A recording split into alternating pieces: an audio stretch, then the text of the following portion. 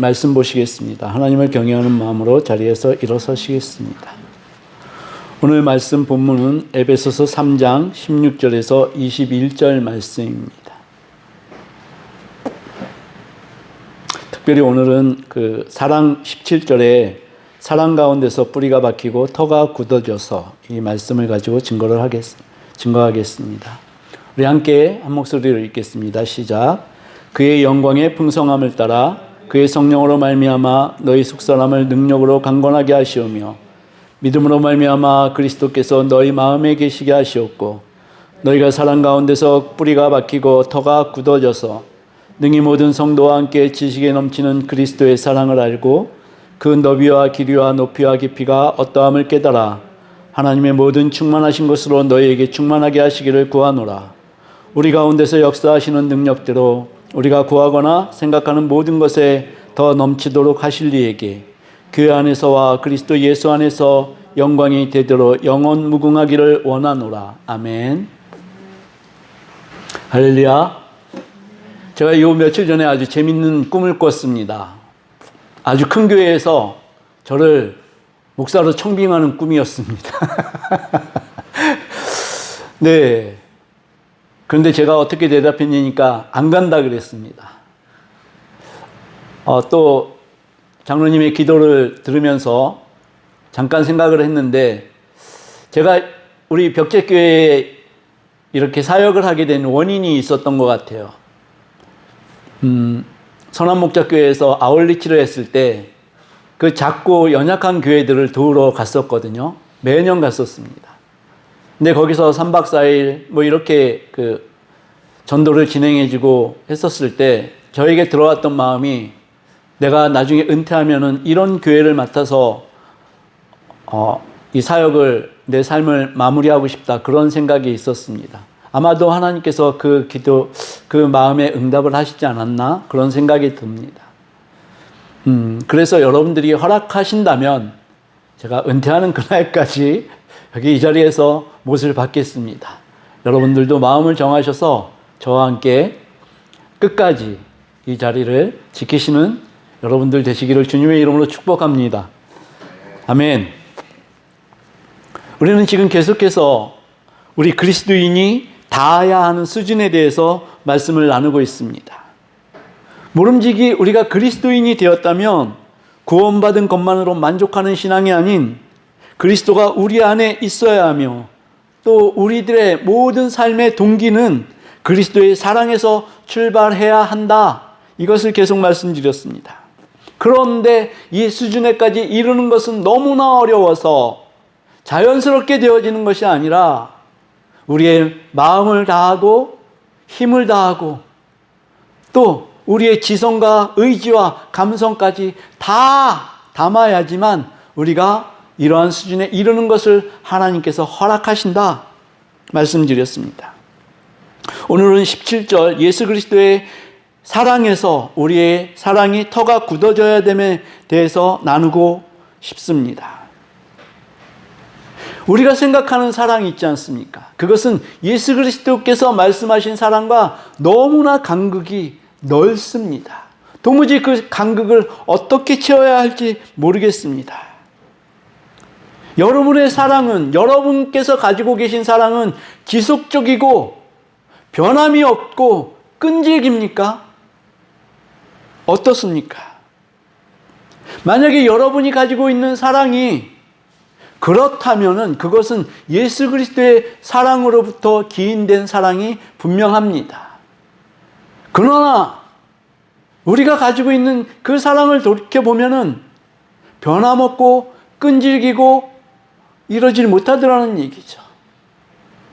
우리의 본성에서 나온 이 사랑은 언제나 우리를 혼란스럽게 만듭니다. 또 안정성이 없습니다. 그리고 무엇보다도 이기적입니다. 우리는 원초적인 사랑을 배워야 합니다. 그것이 예수 그리스도의 사랑이시죠. 예수님이 십자가에 돌아가신 그 원초적인 사랑은 이미 우리는 어렴풋이 알고 있습니다.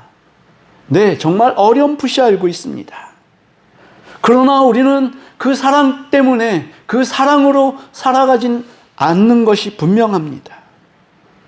왜냐니까 우리는 그 사랑에 닿을 수 없음을 우리 스스로가 인정을 하고 있다는 말씀입니다. 내가 그렇게는 살 수 없지. 이렇게 말입니다. 그러나 그것은 우리가 예수님을 믿는다고 하면서 그 생각 자체를 포기하고 내려놓는다는 것은 사실은 예수 그리스도를 진정으로 믿는다고 할 수 없는 상태인 것입니다. 그래서 우리는 그리스도인으로서 우리 자신에게 질문하고 확인할 게 있습니다. 그 질문과 확인은 이것입니까? 한번 생각해 보십시오. 여러분, 사랑하는 성도 여러분, 하나님을 사랑하십니까? 네, 다시 여쭙겠습니다. 하나님을 사랑하십니까? 이것이 그리스도인의 기본입니다. 이것이 우리가 먼저 진단하고 생각해 봐야 할 우리 마음의 태도입니다. 우리 그리스도인은 무엇보다도 정의가 이렇게 내려집니다. 하나님의 계명을 지키며 사는 사람들입니다. 맞죠? 자, 그런데 이 계명을 예수님께서 정의를 내려주셨습니다. 첫 번째가 뭡니까? 마가복음 12장 30절에 이렇게 말씀하고 있습니다. 우리 함께 읽겠습니다. 시작. 내 마음을 다하고 목숨을 다하고 뜻을 다하고 힘을 다하여서 주 너의 하나님을 사랑하라 하신 것이요. 이것이 우리에게 실천되어져야 할 첫 번째 계명으로 예수님은 말씀하셨습니다. 그럼 이 계명을 지키는 게 쉽습니까? 어렵습니까? 어때요? 우리는 마음을 다해서 하나님을 사랑하고 있는지 이것을 돌아봐야 하는 것입니다. 또 두 번째 계명은 무엇입니까? 내 이웃을 내 몸같이 내 자신같이 사랑하라. 그렇게 계명을 주셨습니다. 또 세 번째 계명도 주셨습니다. 이 계명은 모두 사랑과 관계가 있습니다. 세 번째 계명은 원수까지도 사랑하라는 것입니다. 하나님을 사랑하고 이웃을 사랑하는 것까지는 어떻게 하겠는데 원수까지 사랑하라고 하십니다. 이것이 예수님이 말씀하시는 온전한 사랑입니다. 우리는 하나님을 사랑하고 이웃을 사랑하고 원수까지도 사랑해야 하는 것입니다. 그러면 이 예수님의 가르침은 사실은 세상의 가르침과 완전히 대척점에 서 있습니다. 예수님은 네 원수가 줄이거든 먹을 것을 주고 네 원수가 목말라 하면 마실 것을 줘라 이렇게 말씀하십니다. 근데 우리는 어떻습니까? 원수가 줄이거든 우리 마음은 어떻죠? 기분이 너무나 통쾌합니다. 그럼 그렇지. 하나님은 내 편이시지. 이것이 우리들의 솔직한 마음 아닙니까? 세상은 이렇게 가르치잖아요. 눈은 눈으로, 입은 입으로, 이는 이로, 원수는 원수로. 원수를 어떻게 갚으라 그래요? 곱빼기로 더블로 갚으라 그럽니다. 그리고 어떻게 갚으라 그러니까 빨리 갚으라고 합니다. 이것이 세상의 가르침입니다. 저는 그렇게 배워왔습니다. 원수 갚아야 돼. 빨리 갚아야 돼. 어떻게 해서? 성공해서 원수 갚아야 돼. 네, 이렇게 저는 배워왔습니다. 그런데 예수님의 이 가르치심은 뭡니까? 원수가 줄이거든 먹을 것을 주고 누가 줘야 돼요? 네가 먹을 것을 주고 목마르거든 마실 물을 줘라. 예수님의 가르치심입니다. 그런데 이 예수님의 가르침은 하나님의 본성에서 나왔습니다. 하나님은요, 이 원수된 우리들에게 비를 내리시고요, 해를 비치시고 먹을 것을 공급해 주셨습니다. 숨쉴 공기를 제공해 주셨습니다. 우리에게 임한 구원이 있지 않습니까? 이것은 우리 스스로가 간절히 원하고 또 바라고 이래서 임한 것이 아닙니다. 결코 그래서 임한 것이 아닙니다. 우리에게 임한 구원은 우리의 기도에 응답하셔서 이루어진 구원이 아닌 것입니다. 하나님의 원초적인 사랑에서 계획되어졌고 그 원초적인 사랑에서 우리가 아직 죄인 되었는데 우리에게 임하게 하신 것이 하나님의 구원의 사랑이라는 말씀입니다.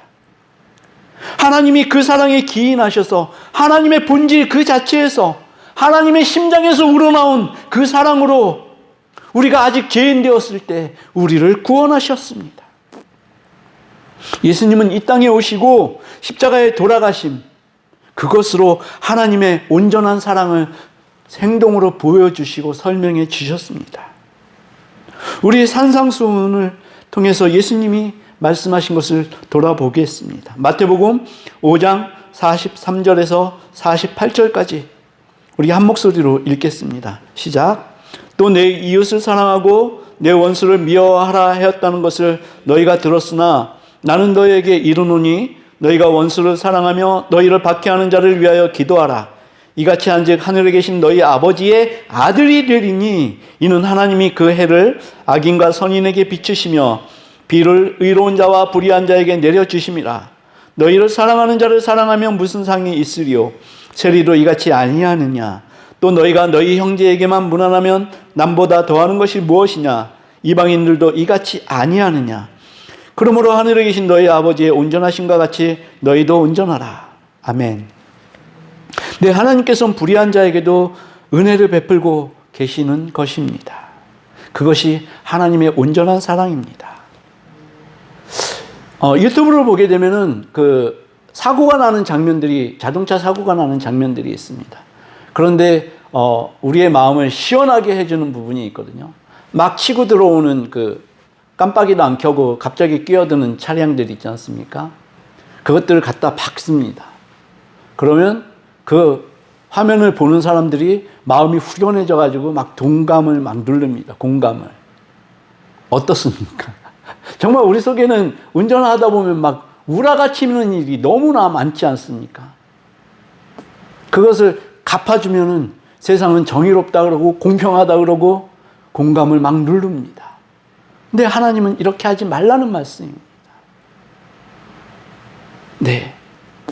사도 바울은 오늘 본문 말씀을 통해 우리가 누군가를 사랑할 때 예수 그리스도의 그 사랑에서 출발하고 그 사랑은 예수 그리스도 위에 기초를 놓아야 한다, 이렇게 말씀하고 있습니다. 너희가 그 사랑으로 터가 굳어져서, 이것은 우리가 건축물을 세우는 것하고 똑같습니다. 건축물을 튼튼하고 높게 세우기 위해서 우리는 터를 닦아야 합니다. 이 터의 형질에 따라서 빌딩이 올라갈 수도 있고 판잣집이 세워질 수도 있습니다. 만약에 이 터가 형질이 반석이라면은 그 반석 위에는 얼마든지 높은 빌딩을 올릴 수가 있습니다. 든든합니다. 무너지지 않습니다.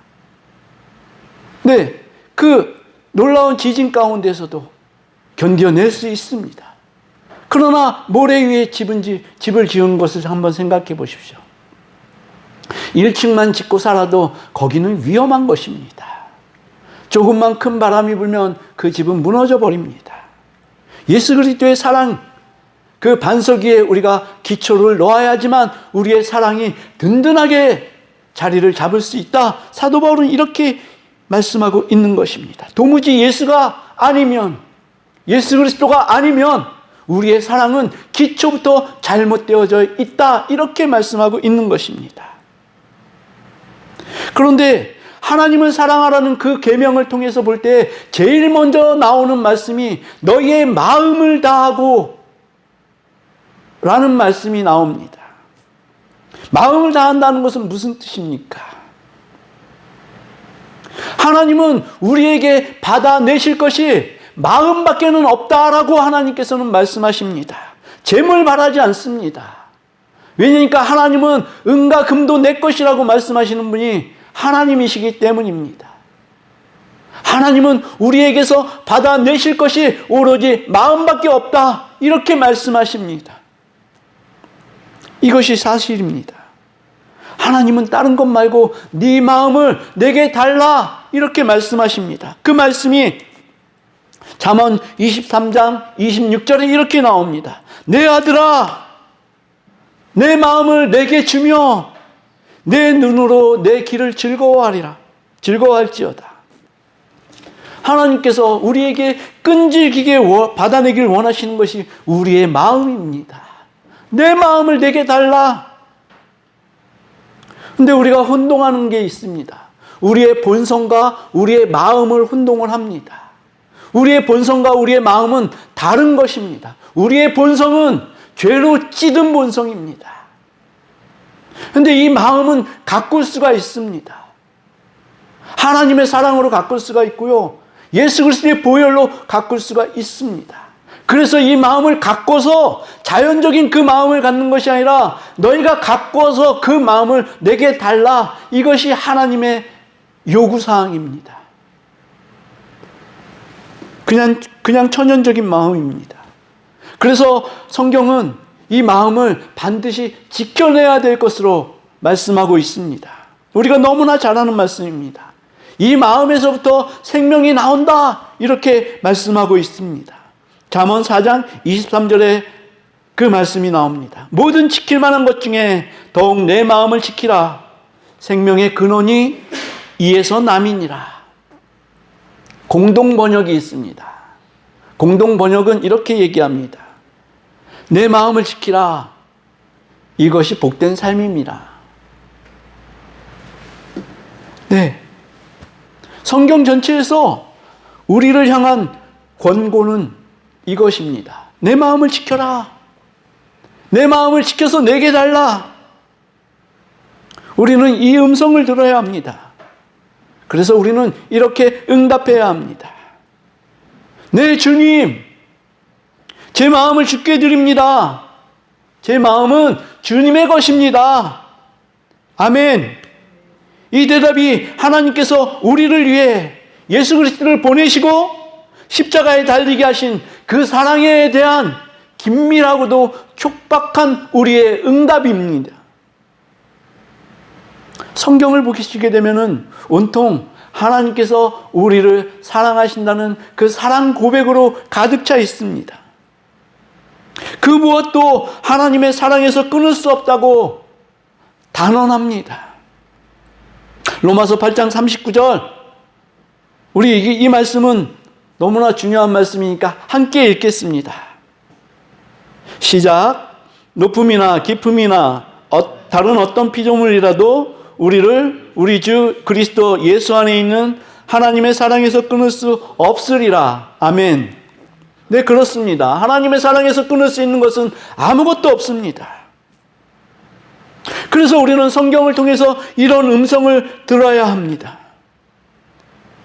성경에서 나를 사랑하신다는 그 음성을 우리는 꾸준히 들어야 합니다. 인격적으로 하나님을 만나고 하나님의 음성을 들어야 우리 신앙이 기쁘고 즐겁고 활력이 있게 되어지는 것입니다. 정말 힘들 때 성경을 한번 펼쳐보십시오. 정말 힘들 때 성경을 한번 읽어보십시오. 하나님께서 분명히 말씀하십니다. 너는 내 것이라. 두려워하지 말라. 내가 너와 함께함이라. 놀라지 말라. 나는 내 하나님이 됨이라. 내가 너를 굳세게 하리라. 참으로 너를 도와주리라. 참으로 나의 의로운 오른손으로 너를 붙들어 주리라. 우리 이런 음성을 성경을 읽으면서 들어야 하는 것입니다. 우리 심령에 말씀하시는 하나님의 이 음성을 우리가 들을 때 우리의 신앙은 다시 살아나고 우리의 삶은 다시 활력을 얻게 되는 것입니다. 그래서 우리는 꾸준히 성경을 읽어야 합니다. 성경을 읽을 때 속도는 정말 중요하지 않습니다. 두려워하지 말라. 이 한 구절만 가지고도 하루 종일을 묵상할 수 있습니다. 그냥 성경을 펴놓고 읽으십시오. 하나님이 말씀하실 때까지 읽으십시오. 우리는 때때로 고난을 당한다고 하지만 정말 자주 고난을 당합니다. 자주 험한 일을 당합니다. 여러분은 형통한 삶을 살아오셨습니까? 그렇다면 축복합니다. 너무 축복할 일이죠. 그러나 우리 인생이 우리가 마음 먹은 대로 되지 않음도 우리는 하나님 앞에 감사해야 합니다. 고난을 통해서 하나님께서 나를 붙들고 계심을 알게 되는 그 시간이기 때문입니다.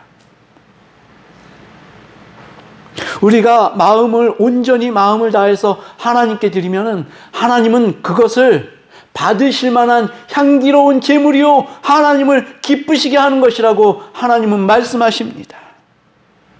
우리 마음에 그리스도가 계신지를 그러면은 우리는 우리 마음을 하나님께 드릴 수가 있습니다. 하나님을 만족하게 해드릴 수 있는 분은 예수 그리스도밖에는 없습니다. 이것이 이해가 되시나요? 우리 안에 예수 그리스도가 충만해야지 하나님은 그때야 비로소 우리를 기뻐하실 수 있다라는 말씀입니다. 우리가 세상 것으로 가득 차 있어서는 하나님께서 기뻐하심을 입을 수가 없다. 그래서 그분들은 삼위일체이신 것입니다. 서로가 서로를 기뻐하시는 그러한 상황, 그러한 상태. 저는 예수 그리스도께서 말씀하신 계명을 생각하다가요, 한 가지 생각이 의문점이 들었습니다. 너희는 마음을 다하고 생명을 다하고 목숨을 다하고 힘을 다하여서 주 너희 하나님을 사랑하라. 이렇게 말씀하시면 사실은 여기서 다 끝나는 거예요. 제가 볼 때는 그렇습니다. 또 내 이웃을 내 자신과 같이 사랑하라. 또 원수를 사랑하라. 이 말씀은 사실은 필요가 없는 말씀입니다. 그런데 왜 예수님이 내 이웃을 사랑하라라고 또 따로 말씀하셔야 됐으며 내 원수를 사랑하라라고 또 말씀을 하셔야 됐겠느냐, 이런 의문점이 들었습니다. 정말 그렇지 않습니까? 하나님을 정말 우리가 진정을 다해서 사랑한다면은 당연히 그 사랑 안에는 이웃 사랑도 들어가 있을 것이고 원수를 사랑하는 것도 들어가 있을 것입니다. 그렇지 않겠습니까? 그런데 예수님은 이것을 따로 떼어서 또 말씀을 하셨다는 말씀입니다. 왜 그러셨을까요? 마태복음 19장을 보니까요, 그 해답이 나오더라고요. 부자 청년이 예수님께 나와서 예수님, 제가 어떻게 해야지 영생을 얻을 수 있겠습니까? 하고 말했더니 예수님은 그 대답으로 나를 따라오너라, 이렇게 말씀하셨습니다. 나를 따라오면 네가 영생을 얻을 수 있어. 그렇게 말씀하셨는데 한 가지 조건을 덧붙이셨습니다. 어떤 건지 아시죠? 그 청년은 부자 청년이었습니다. 내 모든 소유를 팔아서 가난한 자들에게 나누어주고 그 후에 나를 따라라. 그랬더니 이 부자 청년이 어떻게 했습니까? 그냥 예수님을 떠나갔습니다. 자기 재산을 놓지 못했습니다. 물론 이 부자 청년은 나중에 예수 그리스도를 믿어서 예수님의 그 죽음과 관련이 있는 청년이라 이렇게 성경은 말하고 있습니다. 근데 예수님은요, 여러분들이 가지고 계신 그 재산이 있지 않습니까? 그거 예수님이 당신에게 달라, 자신에게 달라, 이렇게 말씀하시는 겁니다. 그런데 그 방법이 예수님께 가져와서 예수님께 드리는 게 아니라요, 여러분들의 재산을 가지고 팔아서 이웃에게 나눠주라. 그것이 예수 그리스도에게 주는 방법이다. 예수님은 이렇게 말씀하신 것입니다. 그럼 이 방법을 통해서 여러분들이 마음을 다해서 하나님을 사랑하게 되는 것을 알게 된다. 왜요? 너희가 이웃에게 향한 그 사랑을 하는 것을 보니까 내가 이것을 통해서 너희가 정말 하나님을 사랑하는 것을 내가 알게 되었다. 이 말씀입니다.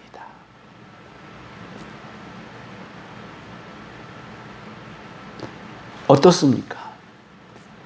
여러분들의 것을 팔아서 이웃에게 주시겠습니까? 저는 이번 주에 그 산불 이재민을 위한 그 헌금을 하자고 저번 주에 광고를 드렸습니다. 이것이 우리를 팔아서, 우리가 가지고 있는 것을 팔아서 이웃을 돕는 것입니다. 우리는 이렇게 삶에서 예수 그리스도의 말씀을 실천해 나가야 하는 것입니다. 그래야지 그리스도인이잖아요.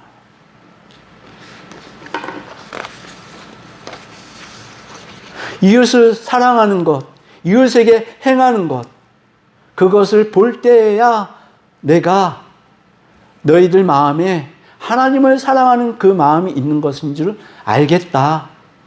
그래서 주님은 이웃을 사랑하고 원수까지도 사랑해라. 그 사랑으로 내게 보여달라. 이 말씀인 것이 저에게는 다가왔습니다. 말씀을 마치겠습니다. 에베소서 5장 2절을 우리 함께 읽고 말씀을 마치겠습니다. 함께 읽겠습니다. 시작. 그리스도께서 너희를 사랑하신 것 같이 너희도 사랑 가운데서 행하라. 그는 우리를 위하여 자신을 버리사 향기로운 제물과 희생 제물로 하나님께 드리셨느니라. 아멘.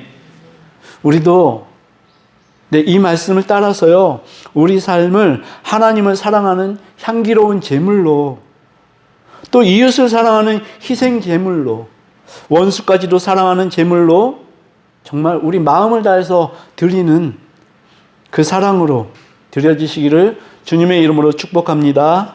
아멘. 우리 함께 찬양하시겠습니다.